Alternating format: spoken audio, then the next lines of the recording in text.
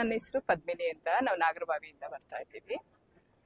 ನಾನು 10 ವಾರದಿಂದ ಬರ್ತಾ ಇದ್ದೀನಿ. ಪರವಾಗಿಲ್ಲ, ನಾನು ಬಂದ್ಮೇಲೆ ಎಲ್ಲ ಒಂಥರ ಒಳ್ಳೇದು ಅನ್ಸಿದೆ, ಮನ್ಸಿಗೆ ನೆಮ್ಮದಿ ಇದೆ. ಗುರುವಾರ ಆದ್ರೆ ಯಾವಾಗ ಆಗತ್ತೆ ಬರ್ಬೇಕನ್ಸುತ್ತೆ. ಆಮೇಲೆ ನನ್ನ ಮಕ್ಳಿಗೆ ಕೇಳ್ಕೊಂಡು ಬರ್ತಾ ಇದ್ದೆ, ಬಟ್ ಪರವಾಗಿಲ್ಲ, ಒಳ್ಳೇದಾಗಿದೆ. ಅಂದ್ರೆ ಯಾರೇ ಆಗ್ಲಿ ದೇವ್ರ ಮೇಲೆ ನಂಬಿಕೆ ಇಟ್ಟು ಬಂದ್ರೆ ಅದು ಒಳ್ಳೇದಾಗತ್ತೆ. ಅರ್ಧ ನಂಬಿಕೆಯಲ್ಲಿ ಬಂದ್ರೆ ಯಾವುದು ಆಗಲ್ಲ, ಆಮೇಲೆ ಆಗ್ಲಿಲ್ಲ ಅಂತಾರೆ. ಹಾಗಲ್ಲ, ನಾವ್ ಏನ್ ನಂಬಿಕೆ ಇಟ್ಟು ಬರ್ತೀವಿ ಅದು ಖಂಡಿತ ಒಳ್ಳೇದಾಗೇ ಆಗುತ್ತೆ. ನಮ್ಗೆ ತುಂಬಾ ಒಳ್ಳೇದಾಗಿದೆ. ಹೌದು.